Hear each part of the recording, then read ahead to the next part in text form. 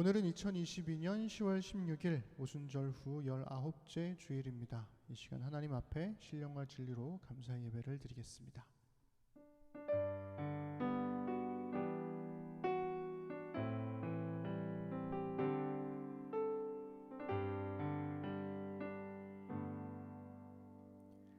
내가 산을 향하여 눈을 들리라. 나의 도움이 어디에서 올까? 나의 도움은 천지를 지으신 여호와에게서로다. 여호와께서 너를 실족하지 아니하게 하시며 너를 지키시는 이가 졸지 아니하시리로다. 이스라엘을 지키시는 이는 졸지도 아니하시고 주무시지도 아니하시리로다. 여호와는 너를 지키시는 이시라. 여호와께서 내 오른쪽에서 내 그늘이 되시나니 낮에 해가 너를 상하게 하지 아니하며 밤에 달도 너를 해치지 아니하리로다. 아멘. 아멘. 우리 함께 찬양하겠습니다. 주의 길 찬양할 건데요. 주의 길을 가네 은혜로 이끄시네 나 노래하며 가리라.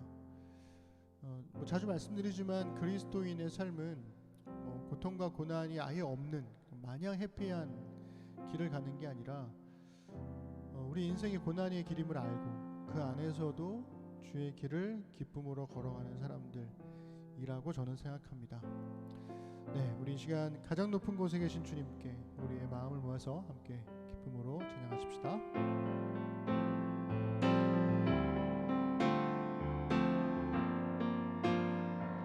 가장 높은 곳에 계신 주님 온 맘 다해 기뻐해 나의 낮은 곳에 함께 계신 주님을 찬양하네. 나의 높고 낮은 모든 순간 주님 손 안에 있어 주님 알게 하신 그 일 보며 날마다 걸어가네. 사마의 어두운 길에도 두려워하지 않으리. 주의 길을 가네 은혜로 이끄시네 나 노래하며 가리라. 여전히 아픔 있지만 주님을 노래하며 가리. 주의 길을 가네 은혜로 이끄시네 나 노래하며 가리라. 온전히 나의 삶 드려 주님을 노래하며 가리. 주께로 만 더 나의 높고 가장 높은 곳에 계신 주님 온 맘 다해 기뻐해 나의 낮은 곳에 함께 계신 주님을 찬양하네. 나의 높고 낮은 모든 순간 주님 손 안에 있어 주님 알게 하신 그를 보며 날마다 걸어가네. 사방의 어두운 길에도 두려워하지 않으리. 주의 길을 가네 은혜로 이끄시네 나 노래하며 가리라. 여전히 아픔 있지만 주님을 노래하며 가리. 주의 길을 가네 은혜로 이끄시네 나 노래하며 가리라. 온전히 나의 삶 드려 주님을 노래하며 주의 길을 가네 주의 길을 가네 은혜로 이끄시네 나 노래하며 가리라. 여전히 아픔 있지만 주님을 노래하며 가리. 주의 길을 가네 은혜로 이끄시네 나 노래하며 가리라.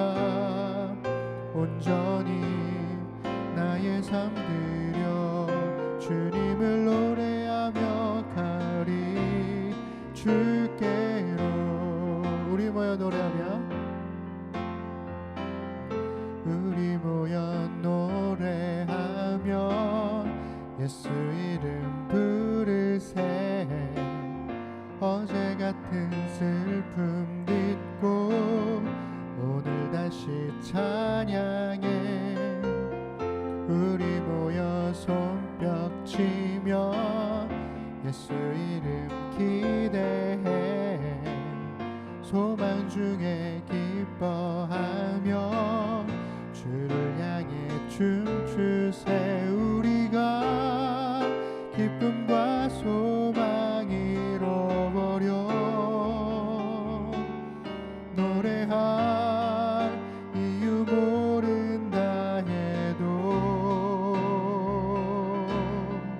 주님 사랑의 열정 끝없이 우리를 부르네 선하신 주님을 기뻐하라 선하신 주님께 감사하라 그의 사랑 늘 한결같네 그날을 올수록 기뻐하라 그날을 볼수록 감사하라 주의 날이 곧 임하시네 기뻐해 우리 처음부터 우리 모여 노래하며 예수 이름 부르세 어제 같은 슬픔 딛고 오늘 다시 찬양해 우리 모여 손뼉 치며 예수 이름 기대해 소망 중에 기뻐하며 주를 향해 춤추세 우리가 기쁨과 소망 잃어버려 노래할 이유 모른다 해도 주님 사랑의 열정 끝없이 우리를 부르네 선하신 주님을 기뻐하라 선하신 주님께 감사하라 주의 사랑 늘 한결같네 그날이 올수록 기뻐하라 그날을 볼수록 감사하라 주의 날이 곧 임하시네 기뻐해 우리 한 번 더 찬양합시다 우리 모여 노래하며 우리 모여 노래하며 예수 이름 부르세 어제 같은 슬픔 딛고 오늘 다시 찬양해 우리 모여 손뼉 치며 예수 이름 기대해 소망 중에 기뻐하며 주를 향해 춤추세 우리가 기쁨과 소망 잃어버려 노래할 이유 모른다 해도 주님 사랑의 열정 끝없이 우리를 부르네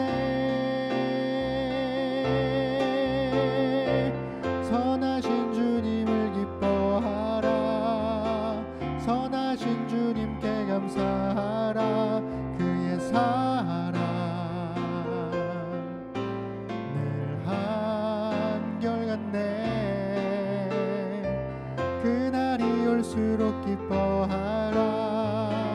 그날을 볼수록 감사하라. 주의 날이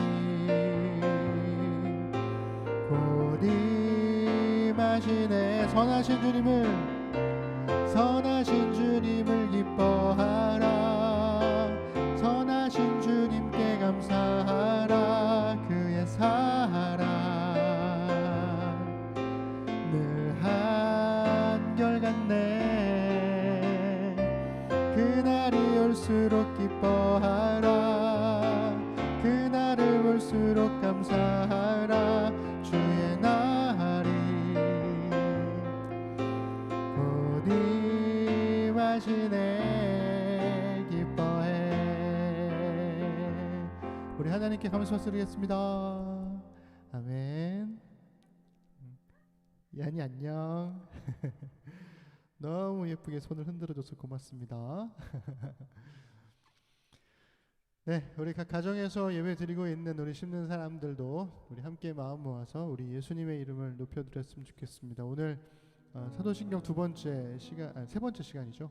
그리고 사도신경 본문으로는 이제 두 번째로 예수님의 이름을 찬양하는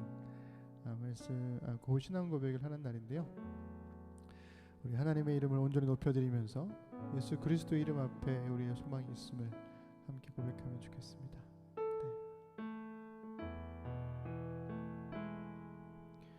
하나님 어린 양 독생자 예수 날 위해 죽으신 주님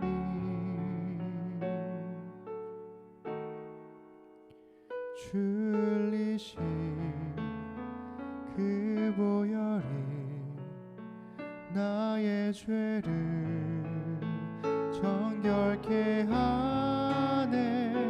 내 영을 고치시네. 송축하리라.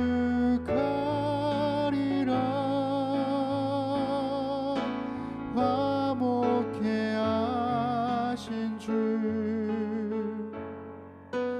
나의 모든 죄 깨끗게 하셨네.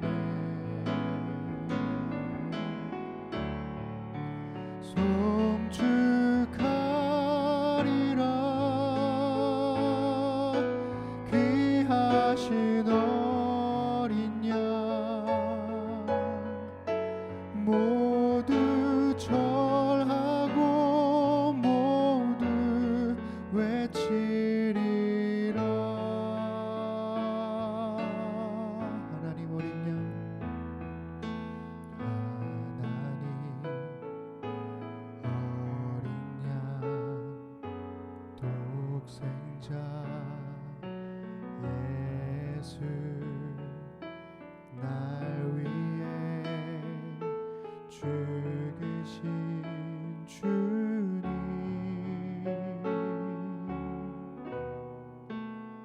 줄리신 그 보혈이 나의 죄를 정결케 하네. 내 영을 고치시네.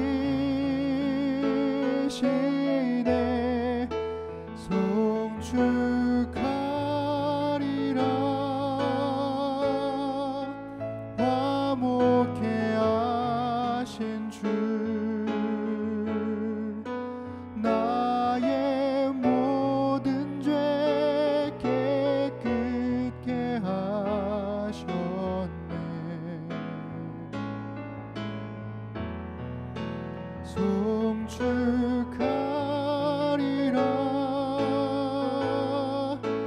귀하신 어린 양 모두 절하고 모두 외치리라. 송축하리라. 송축하리라.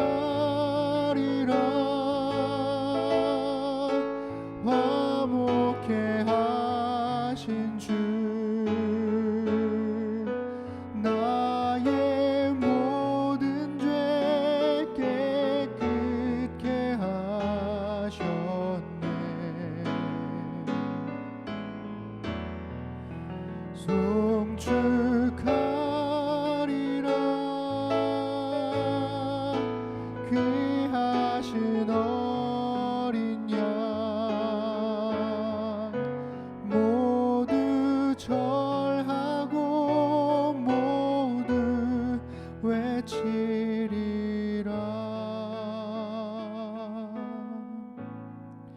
우리 이어서 우리 예수 예수 찬양할 건데요. 가사가 이렇게 되어 있습니다. 슬픈 마음 있는 자, 몸과 영혼 병든 자, 누구든지 부르시오. 예수 이름 부르시오. 그 이름을 믿는 자, 그 이름을 부르는 자, 그가 어떤 사람이든 그는 구원 얻으리.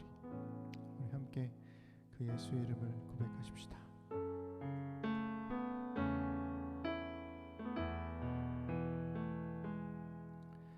슬픈 마음이 있는 자, 몸과 영혼 병든 자, 누구든지 부르시오. 예수 이름 부르시오. 그 이름을 믿는 자, 그 이름을 부르는 자, 그가 어떤 사람이든 그는 구원 얻으리. 슬픈 마음 있는 자, 슬픈 마음이 있는 자, 몸과 영혼 병든 자, 누구든지 부르시오. 예수 이름 부르시오. 그 이름을 믿는 자, 그 이름을 부르는 자, 그가 어떤 사람이든 그는 구원 얻으리.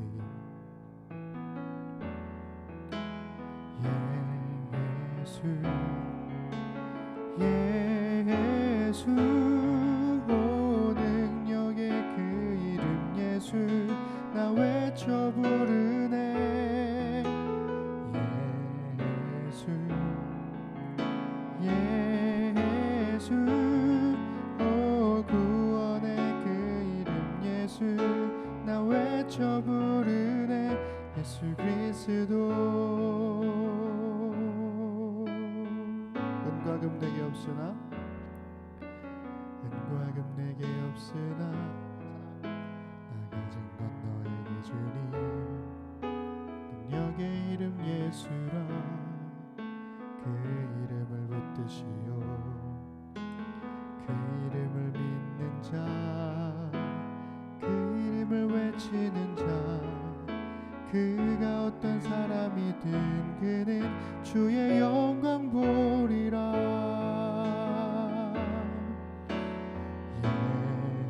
예수 예수 오 능력의 그 이름 예수 나 외쳐 부르네. 예수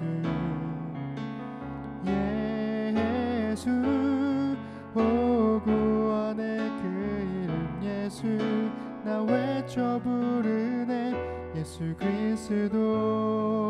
우리에게 주신 영광의 이름 나 어찌 잠잠하리. 세상에 크게 외쳐 부르리. 나의 주 예수 그리스도. 예수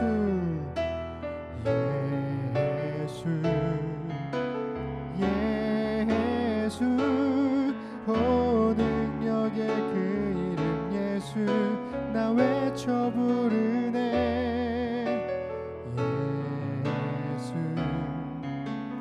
예수 오 구원의 그 이름 예수 나 외쳐 부르네. 예수 그리스도.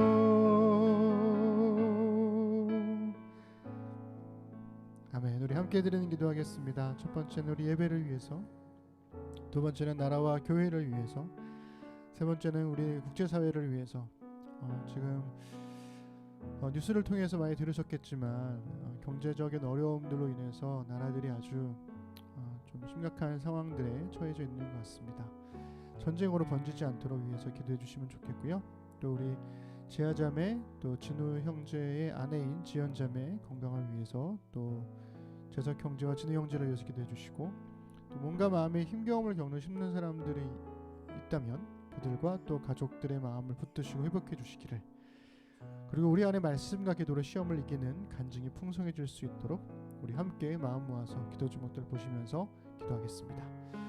전능하신 아버지 하나님, 하나님의 돌봄과 은혜 안에 우리가 주님께 은혜를 구하고 하나님의 말씀을 구하고 하나님의 능력을 구합니다.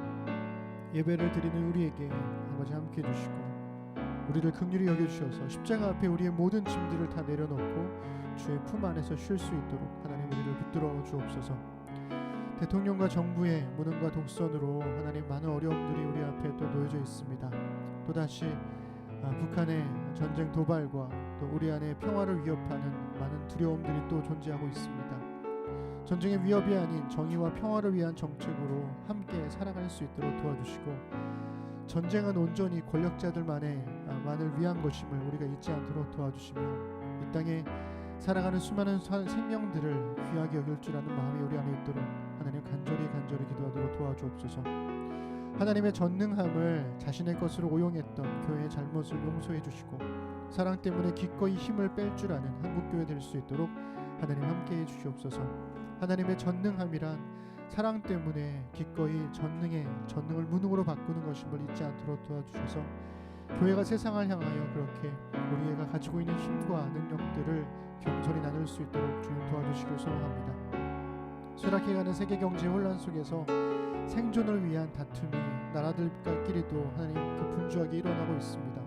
어떤 곳에서는 전쟁이 벌어지고 있고 어떤 곳에서는 서로 간의 원망과 다툼으로 끊임없는 분쟁이 반복되고 있습니다. 주님 우리 시대와 나라들을 긍휼히 여겨주시고 하나님의 통치를 볼 수 있도록 주님 인도하여 주옵소서. 임신 중인 우리 지하자매 또 지연자매 주님 건강으로 지켜주시기를 간절히 소망합니다. 곁에서 돌보는 자적 형제와 진우 형제를 주님 붙들어 주셔서 하나님 저들이 좋은 남편으로 좋은 부모가 될 수 있는 길들을 함께 공부하고 또 배워가도록 도와주시고 무엇보다 몸이 무거운 우리 아내를 잘 돌볼 수 있는 마음의 여유와 또 건강함을 허락하여 주옵소서. 하나님 우리 심는 사람들 안에 몸과 마음의 힘겨움과 또 어려움이 있는 사람들이 있습니다. 주님 우리를 긍휼히 여겨주십시오. 믿음이 있으나 우리는 여전히 약한 사람들이어서 때로는 많이 울고 때로는 많이 지치고 때로는 많이 답답하고 아무것도 나아지는 것 같지 않아서 불안한 마음도 우리 안에 있습니다. 언제까지 계속될까? 어떻게 해야 될까? 우리는 늘 하나님 정확한 답을 찾지 못하며 하나님 앞에 그저 마음을 놓고 울 뿐입니다. 그러니 주님 우리를 긍휼히 여겨주시고 무엇보다 우리의 마음을 붙들어 주셔서 다시금 아버지의 마음으로 예수 그리스도의 마음으로 회복될 수 있도록 주님 인도하여 주셔서 말씀과 기도로 시험을 이기는 간증이 우리 안에 정말 넘쳐날 수 있도록 하나님 붙들어 주옵소서. 하나님 수많은 어려움과 힘겨움에도 불구하고 오로지 말씀에 우리의 삶을 꽁꽁 묶게 하시고 기도로서 하나님께 간구함으로 이 어려움들을 잘 이겨낼 수 있도록 하나님 함께하여 주옵소서. 고난할 때에 함께 베푸시는 주님의 은혜가 있음을 잊지 않도록 도와주시며 아버지 앞에 우리의 마음을 고백합니다. 감사드립니다. 우리 주님께서 가르쳐 주신 기도를 함께 우리 천천히 고백하겠습니다. 하늘에 계신 우리 아버지, 아버지의 이름을 거룩하게 하시며 아버지의 나라가 오게 하시며 아버지의 뜻이 하늘에서와 같이 땅에서도 이루어지게 하소서. 오늘 우리에게 일용할 양식을 주시고 우리가 우리에게 잘못한 사람을 용서하여 준 것 같이 우리 죄를 용서하여 주시고 우리를 시험에 빠지지 않게 하시고 악에서 구하소서. 나라와 권능과 영광이 영원히 아버지의 것입니다. 아멘. 네, 우리 심는 사람들 소식 전하겠습니다. 신경 쓰이는데 안 쓰이는 척하지 마세요. 네, 우리 이한이가 아주 잘 지냈어? 악수 한번 할까? 그래. 아 그래? 손잡는 걸 별로 안 좋아하는구나. 네, 우리 뭐 아이들이 올라오는 거 괜찮으니까 너무 걱정하지 마시고 아이들은 늘 괜찮으니까.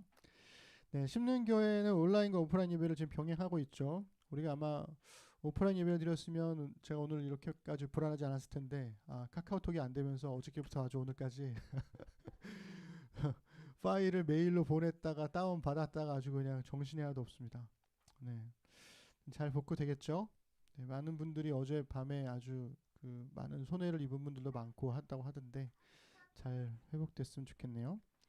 10월 마지막 주일은 종교개혁 주일로 느헤미야 교회 위에 연합 예배가 있습니다. 소그룹별로 모이셔서 우리는 가을 소그룹 예배를 드리는데 연합 예배를 온라인으로 잘 참여해 주시면 좋겠습니다. 여러분, 오늘부터 우리 지하점의 남편인 재석 형제의 성경 공부가 시작이 됩니다.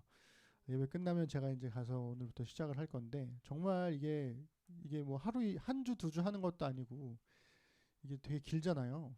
근데 그거를 이제 하려고 마음을 먹었다는 건 이제 출산 후에는 가망이 없겠다 판단을 했고 그래서 어쨌든 출산 전에는 끝내야 된다라는 압박감이 된 것 같은데, 어쨌든 잘 마무리될 수 있도록 기도와 응원을 부탁드리고요. 아침에 나오면서 우연하게 우리 심령교 달력을 봤더니 그 달력 뒷면에 이렇게 돼 있더라고요. 그 사진이 하나 있는데 2021년 10월 16일 그날이 재석 형제와 지아 자매가 결혼 예비학교를 첫 번째로 시작한 날이었어요. 그러니까 지금 오늘 딱 1년 만에 성경 공부를 하는 거더라고요. 그래서 저는 또 혼자 나름 또 이거는 하나님의 뜻이다 이렇게 생각하면서 왔는데, 하여튼 잘 할 수 있도록 기도해 주시면 좋겠습니다. 내일 모레죠. 우리 화요일은 우리 가온이의 6번째 생일입니다. 생일 축하합니다, 가온이. 네, 씩씩하고 건강하게 잘 자라줘서 오늘 감사하고, 가온이 또 이제 생일 선물을 또 하나라도 또 받겠죠. 너무나 축하드립니다. 안 그래도 이제 뭐 가온이가 받고 싶은 생일 선물이 뭐냐 이렇게 뭐 보미자매한테 물어봤더니 가온이는 이렇게 자신이 원하는 게 명확하다며 직접 가서 고르겠다고 얘기를 했다고 그러더라고요. 가온이 생일 선물 잘 고르길 바라고. 그렇습니다. 네, 우리 많은 불편함에도 불구하고 함께 예배해 주시는 모든 신는 사람들께 감사를 드립니다. 우리 찬송가 86장 우리 함께 찬양하겠습니다.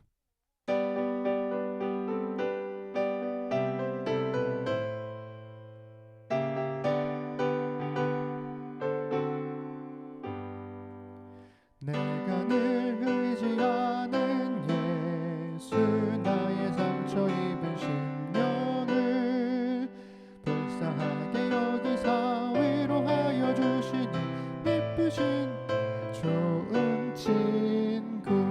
내가 의지하는 예수, 나의 사모하는 친구. 나의 기도 들으사 응답하여 주시니 미쁘신 나의 좋은 친구. 주의 손 의지하고 살 때 나를 해할 자가 없도다. 주님 나의 마음을 크게 위로하시니 미쁘신 나의 좋은 친구. 내가 의지하는 예수, 나의 사모하는 친구. 나의 기도 들으사 응답하여 주시니 미쁘신 나의 좋은 친구. 내가 요단강 건너가며 마음이 두려워서 떨 때도 주가 인도하시니 어찌 두려워하랴. 미쁘신 나의 좋은 친구. 의지하는 예수, 나의 사모하는 친구. 나의 기도 들으사 응답하여 주시니 미쁘신 나의 좋은 친구. 이후 천국에 올라가서 모든 성도들과 다 함께 우리들을 구하신 주를 찬양하리라. 미쁘신 나의 좋은 친구. 내가 의지하는 예수, 나의 사모하는 친구. 나의 기도 들으사 응답하여 주시니 미쁘신 나의 좋은 친구. 아멘. 찬송가가 제일 어려운 것 같아요. 아주 숨차. 네, 오늘 하나님 주시는 말씀은 마태복음 16장 13절부터 17절입니다.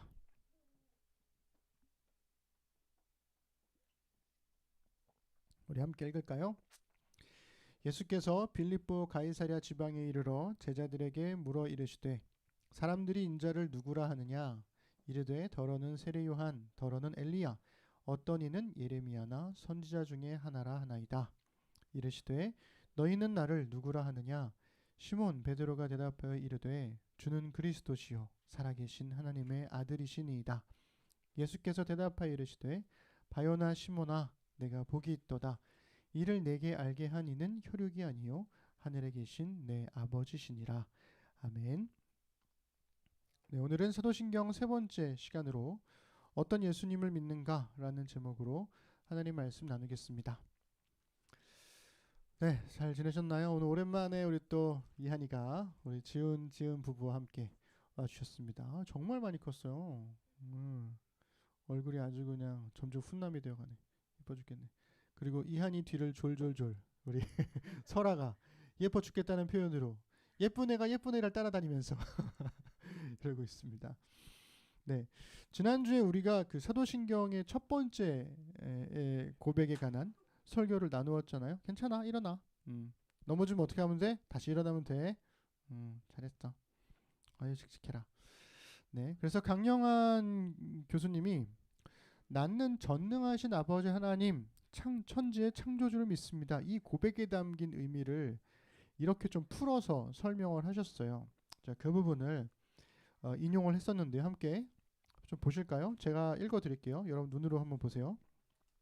하나님이 우리의 창조주시며 우리의 아버지이고 우리 삶의 주제자라고 고백하는 것은 삼위일체 되신 하나님에 대한 신앙에 확고히 서되 다른 신앙을 가진 사람을 학대하거나 폭력을 가하지 않을 것이며 계명을 지키되 율법주의자가 되지 않을 것이며 돈을 유용하게 쓰되 배금주의자가 되지 않을 것이며 자유와 기쁨 가운데 삶을 살아가되 타인의 고통과 호소를 무시하지 않을 것이며 의견 차이와 갈등을 피하지 않되 결국은 평화를 추구할 것이며 이 세상 모든 일을 진실과 정직 가운데 행하되 이 세상에 함몰되지 않고 다가올 영원한 세계를 사모하게 될 것입니다. 이렇게 고백을 했습니다. 그러니까 이게 어느 한쪽으로 치우치지 않도록 우리의 신앙이 잘 흘러갈 수 있도록 해야 된다는 이야기를 하고 있죠. 그런데 한 문장이잖아요. 나는 전능하신 아버지 하나님 천지의 창조주를 믿습니다. 이 한 문장을 고백하는 건데 왜 이거를 설명하면 읽으면 읽을수록 복잡해지는 것일까? 왜냐하면 이게 사도신경이라는 게 제가 지난주에 지도라고 그랬잖아요. 우리가 지도만 보면 되게 단순한 길인데도 막상 그 지도를 따라서 길을 걸어가다 보면 굉장히 다양한 상점들, 사람들이 막 보이고 되게 수많은 길들이 또 보이고 이렇게 되는 것처럼 사도신경도 마찬가지라는 거죠. 문장 하나만 보면 되게 단순한 것처럼 보이지만 사실은 그 안에 많은 고백들이 담겨져 있다는 것입니다. 그래서 이 전능하신 아버지 하나님 천지의 창조주를 믿습니다라는 이 한 문장 안에 그리스도인의 삶 전체가 담겨 있죠. 그래서 제가 자주 얘기하는 게 믿음이 삶을 규정한다라고 말씀드렸습니다. 우리의 신앙 고백이 우리의 삶의 태도와 방향을 바꾼다는 거죠. 그래서 그렇게 우리가 이제는 두 번째 크레도 나는 믿습니다를 만나게 되는데요. 그게 바로 이것입니다. 우리 함께 고백해 볼까요? 시작. 나는 그의 유일하신 아들 우리 주 예수 그리스도를 믿습니다. 네. 여러분 이걸 그냥 우리는 늘 하던 고백이니까 그럴 수 있지만 가만히 한번 생각해 보면 여러분 하나님에게 아들이 있을 수 있을까요? 하나님에게 아들이 있습니까? 신에게 아들이 있다? 이게 가능한 이야기일까요? 여기서 예수님에게 적용된 이 아들이라는 표현은요. 우리가 보통 사용하는 육체적이고 혈통적이고 그런 핏줄이 있는 그런 아들이라는 의미가 아니라 하나님과 같은 속성, 같은 인격, 같은 성품, 같은 지향점, 같은 삶의 방식을 공유한다는 의미에서의 아들이라는 것, 우리가 그것을 잊지 않아야 됩니다. 즉 하나님의 아들이라고 하는 것은 하나님의 말씀을 함께 지키고 하나님의 뜻대로 살아가는 존재를 가리키는 말로 바로 이 메타포로 아들이라는 말이 사용되더라라는 거예요. 그래서 하나님께 우리 이한이가 또 설아가 하나님 말씀을 따라서 잘 살아가면 하나님의 자녀가 될 수 있는 것처럼 예수님도 어떻게 하나님의 아들이신가? 예수님이 하나님의 뜻을 그대로 안고 살아가신다라는 의미에서 아들이시라는 거죠. 그래서 시편 2편 7절 거기에 보시면 이러한 비유가 잘 나와 있어요. 2편 7절 우리 함께 읽어볼까요? 시작. 내가 여호와의 명령을 전하노라. 여호와께서 내게 이르시되 너는 내 아들이라. 오늘 내가 너를 낳았도다. 아멘. 그랬습니다. 여기 보면 내가 하나님의 명령을 전하는데 그 명령을 전하는 나에게 하나님께서 뭐라고 말씀하셨냐면 너는 내 아들이라 그랬다는 거예요. 그러니까 이 얘기는 하나님의 말씀을 전하는 사람이 하나님의 아들이고 하나님의 말씀을 따라 살아가는 사람이 하나님의 아들, 곧 자녀가 된다는 이야기인 겁니다. 그래서 하나님의 명령을 따라 그것을 실행하는 사람이 하나님의 아들이고 예수님이 하나님의 아들입니다 라고 하는 그 고백이 바로 예수님이 하나님의 마음을 알고 하나님의 행하실 일을 행하신다 라는 것이죠. 그런데 중요한 게 있어요. 그냥 아들이 아니라 왜 하필 유일하신 아들일까요? 왜 하필 외아들이라고 고백하는 걸까요? 그냥 하나님의 아들이라고 하면 되는데, 그리고 하나님의 명령과 하나님 말씀을 전하는 모든 사람이 하나님의 아들이 될 수 있다는데 왜 우리는 예수님을 유일하신 아들로, 외아들로 고백하는 것일까요? 김준혁 교수님이 예수님을 하나님의 유일하신 아들로 고백할 수밖에 없었던 이유에 대해서 이렇게 이야기를 했습니다. 읽어봐 드릴게요. 고대 이스라엘이 각종 우상이 넘치는 고대 근동에서 유일신론 신앙의 언어와 문법을 배워갔다면 1세기 그리스도인들은 신의 아들이 여럿인 로마 사회에서 예수 그리스도를 하나님의 아들이라 고백하는 법을 찾아야 했습니다. 라는 거예요. 그러니까 로마 신화의 이야기들을 보면 로마 신화의 신들은요, 뭐 결혼도 많이 하고 대가족을 이루고 부자 관계를 맺은 신들도 있었죠. 특별한 능력을 지닌 인간 영웅들은 신과 인간의 결혼으로 태어난 것처럼 여겨지기도 했고요. 심지어 이 제국의 황제는 신의 아들로 여겨지기도 했습니다. 그렇게 숭배되기도 했고 황제 숭배가 빈번하게 일어나기도 했죠. 그러니까 그렇게 수많은 신의 아들들이 존재하는 사회에서 그리스도인들은 예수님만이 유일하신 하나님의 아들이십니다라고 고백하는 거예요. 그러니까 이 얘기에는 두 가지 의미가 들어있는 거죠. 하나는 하나님만이 유일하신 하나님이십니다라는 고백, 유일신의 고백도 있는 거고, 또 다른 하나는 그렇기 때문에 예수님만이 그 유일하신 하나님의 유일하신 아들입니다. 진짜 신의 아들입니다. 라는 독보적인 정체성을 고백하더라는 이야기입니다. 그래서 오늘 우리가 읽은 성경에서 예수님은 사람들이 나를 뭐라고 부르는지를 물으세요. 우리 16장 13절 14절을 우리 볼까요? 예수께서 빌립보 가이사랴 지방에 이르러 제자들에게 물어 이르시되 사람들이 인자를 누구라 하느냐? 이르되 더러는 세례 요한, 더러는 엘리야, 어떤 이는 예레미야나 선지자 중에 하나라 하나이다. 아멘. 그랬습니다. 여러분 여기서 가이사랴라는 말은요, 우리 되게 다양한 말들로 불려지어요. 예를 들면 카이사르라는 말, 그리고 시저라고도 부르기도 하고 차르라고도 부르기도 하죠. 이게 다 똑같은 말입니다. 이게 율리우스 가이우스 카이사르, 이게 이제 로마 제국의 황제가 있기 전에, 로마 제국이 되기 전에 공화정의 마지막 집정관 제1통치자였던 카이사르로부터 시작된 말인데요. 로마 황제를 지칭하는 말로 이게 대명사처럼 이렇게 박혀버렸어요. 그런데 이 헤롯 대왕의 아들인 빌립이 이 도시를 헬레니즘 도시로 재건해서 그 새로운 황제인 아우구스투 황제에게 이 도시를 바쳤습니다. 그래서 자기 이름과 황제 이름을 따서 빌립보 가이사랴 이렇게 도시 이름을 지어버린 거죠. 그러니까 도시 하나 전체가 황제를 위한 예물인 셈이에요. 왜 바쳤을까요? 황제가 신의 아들로 여겨졌기 때문에 황제 숭배를 하는 거죠. 그래서 사람들은 이 황제 도시에서 만난 예수님을 신의 아들이 아니라 예언자 중에 하나로만 생각을 했어요. 근데 사람들은 그렇다 칠 수 있죠. 근데 이번에 예수님께서 제자들에게 물으십니다. 그렇다면 15절 16절에 너희는 나를 누구라 하느냐? 그리고 시몬 베드로가 놀라운 고백을 하죠. 주는 그리스도시요 살아계신 하나님의 아들이십니다. 여기에 나오는 고백이 사도신경에 고스란히 담겨 있더라는 거예요. 그래서 신의 아들인 황제를 위해서 바쳐진 이 도시에서 베드로는 예수님을 그리스도와 하나님의 아들로 고백합니다. 우리 성경은 주님과 그리스도 하나님의 아들을 고백한 것처럼 주는 그리스도시오 이렇게 번역을 했지만 헬라어 원문을 보면 주님이라는 표현 큐리오스라는 말이 나오지 않고요. 당신은 메 이렇게 나와요. 당신은 그리스도시요 살아계신 하나님의 아들이십니다. 이렇게 고백이 되는 거죠. 그래서 베드로가 얘기한 거는 이 황제의 도시에서 그리스도 기름 부음 받은 자는 로마의 황제가 아니라 예수님이십니다. 하나님의 아들도 역시 로마의 황제가 아니라 예수님이십니다. 이런 고백을 하게 되는 거예요.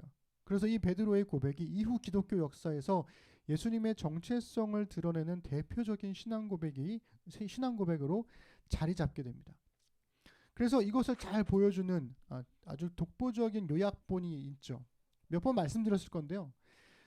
박해를 피해서 신앙생활을 하던 그리스도인들이 서로를 알아보기 위한 그 일종의 암호인 거죠. 그 암호로 그린 것이 익투스라는 뜻의 말의 물고기 모양이었어요. 물고기 모양을 이렇게 그리면 당신도 그리스도인이구나 이렇게 알아볼 수 있었다는 거죠. 왜냐하면 이 익투스라는 이 말의 각 단어의 첫 번째 단어들로부터 시작되는 고백 때문에 그래요. 보면 첫 번째 예수죠. 그다음에 크리스토스 예수 그리스도는 데오 하나님의 휘오스 아들 구세주 소테르 이렇게 되는 거예요. 그래서 예수 그리스도가 하나님의 아들이시며 우리의 구세주이십니다. 라는 고백을 이 각 첫 글자를 따서 익투스라는 말로 고백하는 거죠. 그래서 예수님은 그리스도시고 하나님의 아들이시며 구세주이십니다. 수백 킬로미터 떨어진 지역의 그리스도인이라 할지라도 수백 년이 지나서 전혀 다른 시대를 살아가는 그리스도인이라고 할지라도 이 고백은 한결같아요. 다른 모양의 신앙을 가지고 다른 색깔을 가지고 신앙생활을 하는 사람일지라 할지라도 이 신앙 고백은 다 똑같아요. 시대와 지역을 초월해서 함께 고백하는 신앙 고백이란 말이에요. 그래서 사도신경에도 이 고백이 그대로 담겨져 있는 거예요. 나는 그의 유일하신 아들 우리 주 예수 그리스도를 믿습니다. 이렇게 고백하는 거죠. 여러분 근데 이게 흥미로운 게 이런 거예요. 로마 시대에 황제들이 혹은 자신이 신의 아들이라고 추앙받고 숭배받고 혹은 그렇게 증명하고 싶어하는 사람들은요. 어떻게 자신이 신의 아들이라는 것을 증명하려 했을까요? 잘 한번 생각해 보세요. 대표적인 게 뭐예요? 전쟁에서 승리하는 거예요. 영웅적인 면모를 보임으로써 내가 어느 지역을 정복했고 어떤 사람들을 우리가 물리쳐서 너희를 내가 구원했고 이런 것들을 통해서 자신이 신의 아들임을 증명했습니다. 그리고 그렇게 빼앗은 모든 제가 어저께 읽은 책에서 보니까 로마 제국이 가지고 누렸던 모든 부는요 100% 약탈해서 가져온 거라는 거예요. 전쟁에서 가져온 전리품들이라는 거죠. 그래서 그렇게 축적한 부를 가지고 사람들한테 축제를 베풀면서 내가 바로 너희들한테 행복을 선사해 줄 수 있는 구원자야 이것을 끊임없이 증명하려고 했다라는 거예요. 그런데 사도신경을 고백하는 그리스도인들은요 황제가 신의 아들이라고 말하는 거 그거 가짜라고 폭로해 버리는 겁니다. 그래서 이 고백은 황제가 우리의 구원자라는 거는 거짓말이야. 이 고백은 우리의 진정한 주님이 황제가 아니라 바로 예수님이야 이렇게 선언하더라는 거예요. 그러니까 이 고백 자체가 세상에서 가장 강력한 권력을 무력화시켜버리는 게 됩니다. 물론 실제적으로 이런 고백을 했다고 해서 황제의 권력이 무너졌나요? 그렇지 않죠. 적어도 이 신앙 고백을 하는 그 사람에게만큼은 황제의 권력은 무력화돼 버리는 거예요. 그래서 예수님은 베드로의 고백이 이 놀라운 고백이 누구나 할 수 있는 고백이 아니라고 말씀하시는 거예요. 이건 네가 잘나서 하는 게 아니야. 뭐 사람들이 그냥 할 수 있는 고백이 아니야. 이 고백은 말이야 하나님의 은혜를 받은 자만이 할 수 있는 거야. 이렇게 말씀하십니다. 우리 16장 17절 함께 읽어보시죠. 시작. 예수께서 대답하여 이르시되 바요나 시몬아 내가 복이 있도다. 이를 내게 알게 한 이는 혈육이 아니요 하늘에 계신 내 아버지시니라. 아멘. 여러분 여기서 이거 뭐 성경 본문은 없는 얘기지만 성경 읽다가 뭐 바요나 시모나 이런 말 나오잖아요. 그러면 이 앞에 있는 바라는 표현은 히브리어로는 벤이거든요. 그래서 누구누구의 아들이란 뜻이에요. 그러니까 요나의 아들 시모나 이렇게 얘기하는 거예요. 그런 뜻이 되는 거죠. 어쨌든 이를 내게 알게 하니는 혈육이 아니라 하늘에 계신 내 아버지다. 그러니까 하나님께서 알게 하셔야 이 고백을 할 수 있다라는 거예요. 그러니까 여러분들이 주는 그리스도시요 살아계신 하나님의 아들이십니다라는 고백을 할 수 있는 것, 그것을 진심으로 할 수 있는 것은 여러분들이 하나님께 은혜를 받은 사람이라는 것을 그대로 증명해 주는 거죠. 여러분 나폴레옹 아십니까? 나폴레옹 다 알죠? 나폴레옹 하면 떠오르는 대표적인 그림이 있어요. 바로 이 그림입니다. 이 그림이 잘 보여요? 이거 불 하나만 더 꺼주실래요? 네, 보이는데 더 잘 보여야 돼요. 네. 나폴레옹은 제가 그 화면으로는 제가 잘 안 보여도 이해해 주시길 바라고. 이 그림을 잘 보시면 빨간 망토를 두르고 백마를 탄 채 오른손을 하늘 높이 치켜 세운 그림. 이 유명한 술병에도 이 사용된 그림이죠. 이게 1801년에 자크 루이 다비드라는 화가가 그린 성 베르나르 협곡을 넘는 나폴레옹이라는 이름을 가진 그림입니다. 이 그림이 그려지기 직전인 1800년에 나폴레옹은 1차 이탈리아 원정에서 알프스 산맥을 넘어가지고 오스트리아 군대를 격파해버려요. 그러면서 공화국 프랑스의 자유, 평등, 박애 정신을 퍼뜨린 영웅으로 온 사람들의 칭송을 받게 됩니다. 심지어는요, 베토벤이 이 나폴레옹이 너무 멋져 보여가지고 교향곡을 써요. 나폴레옹을 위해서. 그래서 교향곡 3번을 작곡을 하면서 나폴레옹에게 바치려고 했습니다. 그러니까 이 당시 나폴레옹의 인기가 정말 어마어마했다는 것을 알 수가 있는 거죠. 그리고 다비드, 이 그림을 그린 다비드 역시 나폴레옹의 영웅적인 면모를 흠모했고, 그래서 그 영웅적 면모를 자신의 그림에 잘 담아내려고 노력했을 거예요. 이게 잘 생각해보면 이게 상상도잖아요. 왜냐면 이 다비드가 같이 거기를 넘진 않았을 테니까 상상해서 그린 그림이라는 거죠. 그런데 그림을 자세히 보시면요, 나폴레옹이 탄 이 백마의 목에 걸린 이 말의 이름이 다비드예요. 여기 다비드라고 써 있어요. 그러니까 이 나폴레옹에 대한 이 그림 화가의 충심이 어느 정도인지를 잘 알 수 있을 정도죠. 나폴레옹이 나를 타고 넘었다 뭐 이렇게 얘기하는 거죠. 게다가 이 그림 전체의 왼쪽 아래를 보시면 아주 흥미로운 게 있습니다. 그래서 이 중세나 고대의 그림들을 보시면 그림의 그 글자, 그 다음에 배치 이런 거 하나하나에 다 의미들이 있거든요. 거기 보시면 나폴레옹의 이름인 보나파르트가 이렇게 써 있어요. 그런데 그 보나파르트 바로 아래 그 벽돌에 보시면 거기에도 이렇게 흐릿하게 글자가 새겨져 있거든요. 좀 잘 안 보이시죠? 이렇게 흐릿하게 글자가 새겨져 있는데 거기에 두 명의 이름이 써 있어요.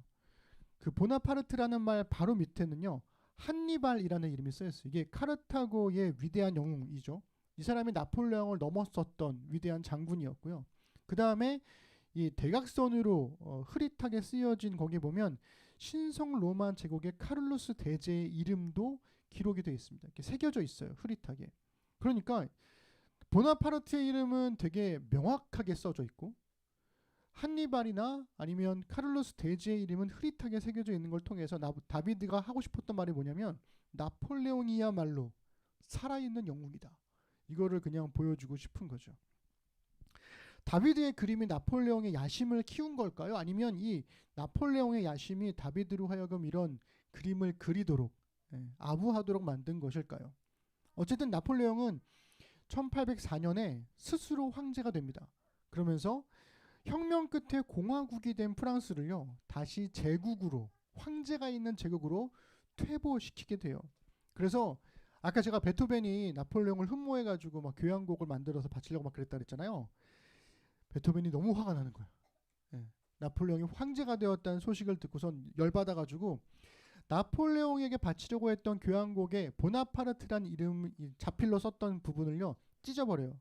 그리고 그 교향곡의 이름을 영웅이라고 쓰게 됩니다. 그것이 바로 나폴레옹 교향곡 3번 영웅 교향곡이 되는 거죠. 네? 그래서 어디까지 했지? 까먹었어. 네. 네. 네. 그래서 나폴레옹은 이 다비드가 그려준 이 자신의 초상화, 아까 우리 보았던 그 말 타고 달리는 모습, 이 초상화가 너무 마음에 들어가지고 색깔만 약간 좀 다르게 하고 5점이나 더 제작을 했어요. 자기가 봐도 정말 마음에 들었던 거죠. 그러면서 이것을 프랑스 전역에 곳곳에 보내게 됩니다. 결국 나폴레옹이 황제가 되었으니까 이 다비드의 그림을 통한 나폴레옹의 이미지 메이킹은 어느 정도 성공한 것으로 보여요. 여러분, 근데 이런 질문이 생기지 않아요? 나폴레옹이 정말 알프스를 이렇게 넘었을까? 저런 모습으로? 알프스가 겁나 추운데? 너무 추운데? 그래서 나폴레옹이 죽은 지 약 30년쯤 뒤에 1848년에 폴 들라로슈라는 분이요, 알프스를 넘는 나폴레옹이라는 이름의 그림을 세상에 내놓게 됩니다. 그러니까 위대한 영웅으로 시작해서 타락한 황제로 생을 마감했던 나폴레옹에 대한 회고가 어느 정도 이제 평가가 이루어졌고 끝난 시점이었기 때문에 이 폴 들라로슈는 아마도 나름의 고증을 통해서 이 그림을 그렸을 거예요. 이 나폴레옹 보시면 나폴레옹이 이렇게 영웅적으로 막 이렇게 가는 게 아니라 일단은 추위에 떨며 그리고 제복이 아니라 방한복을 입고 오른손을 뻗은 게 아니라 추워서 품 안에 넣고 그리고 자신이 말을 타고 넘는 게 아니라 농부가 흐릿하게 옆에 그 까맣게 농부가 있거든요. 그 농부가 끄는 노새, 지금 말의 이 노새의 발 옆에 보면 이 농부의 발이 보이는데 그렇게 되어 있는 거죠. 농부가 끄는 말을 타고 말도 아니에요. 노새를 타고 알프스를 넘는 모습을 이 폴 들라루슈가 그린 거죠. 그래서 이 그림을 보면 영웅적인 면모는 조금도 없이 지극히 현실적으로 그림을 그린 셈입니다. 만약에 나폴레옹이 살아서 이 그림을 봤다면 폴 들라루슈는 아마 쥐도새도 모르게 끌려갔을지도 모른다라는 거죠. 다행히 나폴레옹이 죽은 뒤 30년이 지난 후였기 때문에 괜찮았던 걸 수도 있다는 거예요. 하지만 여러분, 이 제가 보여드린 이 폴 들라루슈의 그림과 그리고 장자크 다비드의 그림 중에서 어떤 모습으로 나폴레옹을 기억하시나요? 대부분은 다 이 그림으로 기억하실 거예요. 사람들은 여전히 다비드의 그림을 더 좋아하고요. 지금까지도 다비드의 그림으로 나폴레옹을 기억하죠. 나를 따라라. 내 사전에 불가능이란 없다. 이런 명언을 남긴 나폴레옹의 모습은 폴 들라루슈의 그림보다는 다비드의 그림과 더 잘 어울립니다. 그러니까 사람들도 멋지고 위대하고 영웅적인 인물을 선호하죠. 당연히 사람들의 마음을 얻고자 하는 위대한 영웅들 혹은 정치인들도 똑같았습니다. 그들도 사람들의 마음을 얻기 위해서 멋지고 위대한 그 영웅적인 면모를 보여주려고 노력을 했죠. 그래서 나폴레옹도 자신을 가장 위대한 황제로 사람들에게 보여주고 싶었던 거예요. 그게 어디까지 가냐면요. 나폴레옹이 자신을 가장 위대한 황제로 각인시키기 위해서 황제의 대관식, 자신의 대관식하는 모습을 그림으로 또 그리라고 그랬어요. 이걸 누가 그렸냐? 누가 그렸을까요? 당연히 다비드가 그렸겠죠. 이 그림 보시면 좀 작아서 보이시지 않겠지만 전체적으로 보면 지금 유일하게 제일 빛나는 부분, 조명을 받고 있는 사람이 지금 나폴레옹입니다. 서 있죠? 그리고 왕관을 들고 있어요. 그리고 앞에 무릎 꿇고 앉아 있는 사람은 나폴레옹이 아니라 나폴레옹의 아내 황비죠. 조세핀입니다. 그리고 그 뒤에 앉아 있는 사람이 교황이에요. 그러니까 원래는 교황이 왕관을 나폴레옹의 머리에 씌워줘야 되는데 실제 현장에서 나폴레옹이 교황한테서 왕관을 빼가지고 지가 지 머리에 썼다는 거예요. 그래서 교황의 권위를 완전히 무시해버렸어요. 근데 다비드가 이거를 그 장면을 포착을 해서 이렇게 뒤바꿔 버린 거예요. 그래서 이 그림을 자세히 보시면 나중에 한번 찾아보세요. 교황이 뒤에서 두 손가락으로 이 나폴레옹 이렇게 그 왕관을 들고 있는 나폴레옹을 이렇게 가리키고 있어요. 그게 뭐냐면 교황이 축복해주는 모습으로 이렇게 그 다비드가 뭐라고 표현할까요? 각색해서 그렇게 그려 넣은 거죠. 그래서 여기 보시면 이 그림을 통해서 나폴레옹은 종교 권력보다 자신의 황제로서의 권위가 더 위에 있음을, 이 절대자로서의 황제를 부각시키게 됩니다. 그런데 여러분 참 이상하죠? 참 이상하게도 예수님에게서 그러한 영웅적인 면모가 보이시나요? 잘 안 보이죠. 그죠? 예수님 하면 떠오르는 그림이 뭐예요? 십자가에 달려있는 예수님. 영웅적인 면모는커녕 예수님이 하나님의 유일하신 아들이며 그리스도라는 고백은 화려하지 않죠. 오히려 처절합니다. 그런 고백이 가능한가 싶을 정도로. 네, 불을 앞에 좀만 켜주세요. 베드로가 예수님을 그리스도와 살아계신 하나님의 아들로 고백했던 그때로부터 그 마태복음에 보면 이렇게 나와 있어요. 예수님은 고난과 죽음과 부활을 이때로부터 가르치셨다라고 되어 있습니다. 마태복음 16장 21절 우리 함께 읽어볼게요. 시작. 이때로부터 예수 그리스도께서 자기가 예루살렘에 올라가 장로들과 대제사장들과 서기관들에게 많은 고난을 받고 죽임을 당하고 제3일에 살아나야 할 것을 제자들에게 비로소 나타내시니. 아멘. 그 생각해보면 하나님의 유일하신 아들이 제국의 한 변방에서 고난을 받고 죽임을 당한다고? 영웅이 아니라 죄인으로 죽는 예수가 그리스도라고? 여러분들 성경은 이렇게 말하는 것 같아요. 진짜 하나님의 아들이란 사람들의 정점에서 세상에 군림하는 자가 아니라 세상의 밑바닥에서 사람을 위해 대신 고난받고 죽임당하는 사람이야. 진짜 하나님의 아들은 사람을 위해 죽음으로써 하나님의 사랑을 보여주는 거야. 성경이 이렇게 말하는 것 같죠. 그래서 바울이 하나님과 예수님의 관계를 이렇게 아주 아름다운 문장으로 표현을 했죠. 로마서 5장 8절입니다. 우리 함께 읽어보겠습니다. 시작. 우리가 아직 죄인 되었을 때에 그리스도께서 우리를 위하여 죽으심으로 하나님께서 우리에 대한 자기의 사랑을 확증하셨느니라. 아멘. 여러분, 인간을 구원하기 위한 하나님의 사랑이 예수님의 죽음으로 세상에 알려졌어요. 예수님의 죽음이 아니면 인간을 향한 하나님의 사랑을 알 방법이 없다라는 거예요. 예수님이 이 땅에 오셔서 사람과 함께 사셨던 그 이야기가 아니면 인간을 향한 하나님의 사랑을 알 수 있는 방법이 없다는 거예요.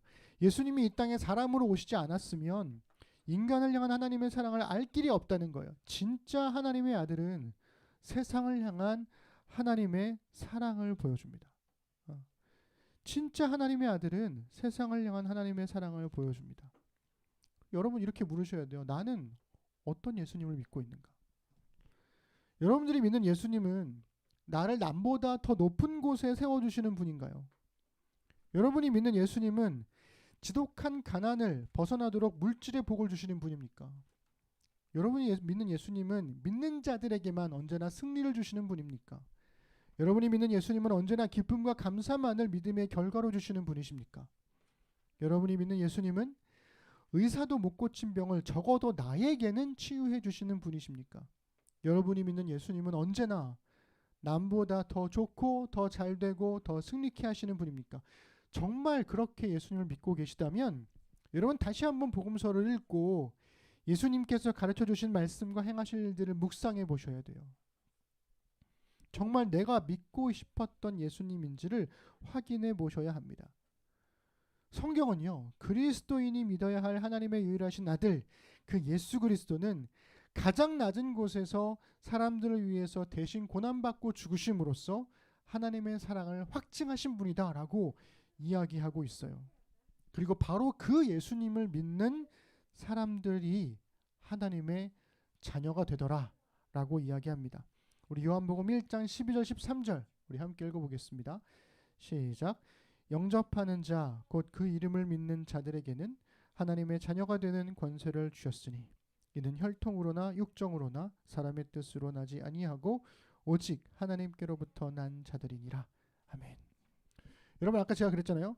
베드로가 예수님을 하나님의 아들과 그리스도로 고백한 게 하나님으로부터 온 것인 것처럼 우리가 예수님을 믿음으로써 하나님의 자녀가 되는 건 역시 하나님으로부터 오는 겁니다. 예수님을 믿고 하나님의 자녀가 된다는 것은 하나님의 유일한 아들이신 예수님의 말씀과 삶을 그대로 본받아서 살아가면서 세상을 향한 하나님의 사랑을 확증해 준다는 거예요. 예수님께서 여러분들에게 고난 받으심으로써 세상을 확증하신 게 아니라 깜짝이야. 예수님께서 우리를 위해 고난 받으심으로써 하나님의 사랑을 확증해 주셨듯이 그리스도인은 우리가 세상을 향해 고난 받음으로써 세상을 향해 하나님의 사랑을 확증하는 사람들입니다. 하나님의 아들이신 예수님이 사람을 위해 고난 받으심으로써 하나님의 사랑을 확증하셨던 것처럼 하나님의 자녀들인 우리도 사람들을 위해서 고난 받음으로써 하나님의 사랑을 확증하는 거죠. 제가 설교문의 마지막 문장을 이렇게 썼습니다. 스스로 황제가 된 나폴레옹은 붉은 망토를 두르고 백마를 탄 모습으로 기억되지만 진짜 하나님의 아들이신 예수 그리스도는 붉은 피를 흘리며 십자가에 달린 모습으로 기억됩니다. 여러분들은 어떤 예수님을 믿으십니까? 화려하고 크고 잘되고 복주고 그래서 늘 언제나 나를 행복하게 해주시는 분으로만 예수님을 기억하신다면 우리 다시 한번 우리가 믿는 예수님에 대한 묵상과 고백을 통해서 내가 세상을 위해서 내 곁에 있는 사람들을 위해서 기꺼이 고난받기를 자처함으로 그들에게 하나님의 사랑을 보여주는 사람이 되겠습니다라는 고백까지 갈 수 있는 진정한 신앙 고백이 우리 안에 있으면 좋겠습니다. 기도하겠습니다. 하나님, 나는 그의 유일하신 아들 우리 주 예수 그리스도를 믿습니다. 이 고백 안에는 나도 예수님처럼 세상을 향하여 고난받기를 자처함으로 이 세상을 향한 하나님의 사랑을 확증하겠습니다 라는 신앙 고백적인 삶이 포함되어 있습니다.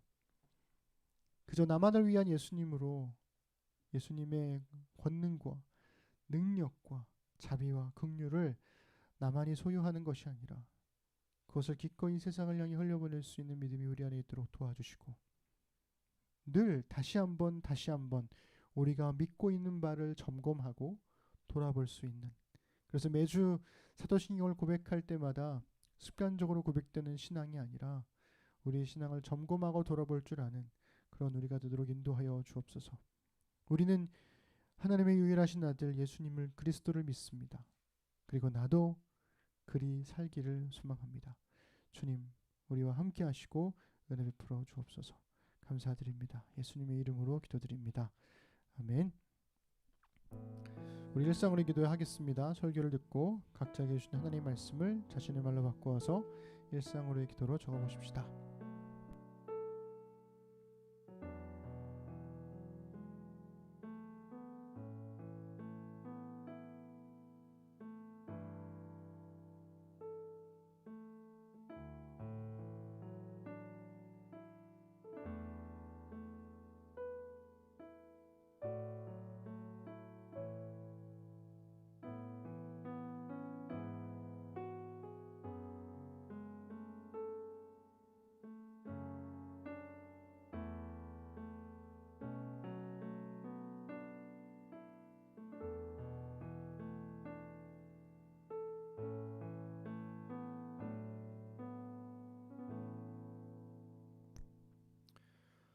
아멘. 우리 경건 찬양하시면서 준비된 예물과 우리의 신앙을 하나님께 고백하겠습니다.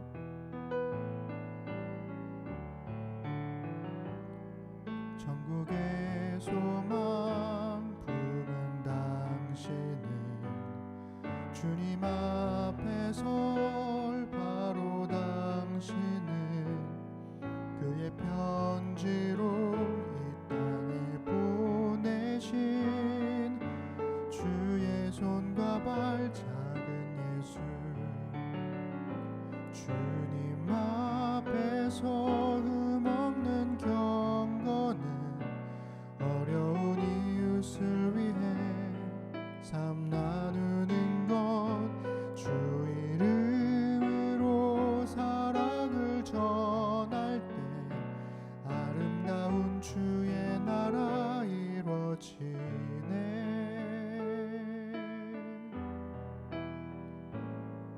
우리의 손은 예수님의 손 우리의 얼굴 바로 주님 얼굴 우리의 손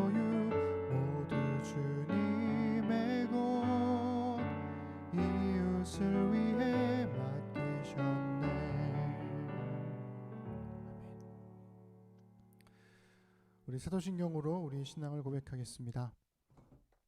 나는 전능하신 아버지 하나님, 천지의 창조주를 믿습니다. 나는 그의 유일하신 아들, 우리 주 예수 그리스도를 믿습니다. 그는 성령으로 잉태되어 동정녀 마리아에게서 나시고 본디오 빌라도에게 고난을 받아 십자가에 못 박혀 죽으시고 장사된 지 사흘 만에 죽은 자 가운데서 다시 살아나셨으며 하늘에 오르시어 전능하신 아버지 하나님 우편에 앉아 계시다가 거기로부터 살아있는 자와 죽은 자를 심판하러 오십니다. 나는 성령을 믿으며 거룩한 공교회와 성도의 교제와 죄를 용서받는 것과 몸의 부활과 영생을 믿습니다. 아멘. 하나님, 이 시간 주신 말씀을 따라 함께 살아갈 날들을 신실하게 살겠다는 의미로 헌금을 드리고 신앙을 고백했습니다. 말씀이 삶으로 배어나와 우리 삶의 자리에 은혜의 흔적이 남게 하소서. 모든 은혜의 하나님, 곧 그리스도 안에서 너희를 부르사 자기의 영원한 영광에 들어가게 하시니까 잠깐 고난을 당한 너희를 친히 온전하게 하시며 굳건하게 하시며 강하게 하시며 더를 견고하게 하시리라. 권능이 세세 무궁하도록 그에게 있을지어다. 아멘.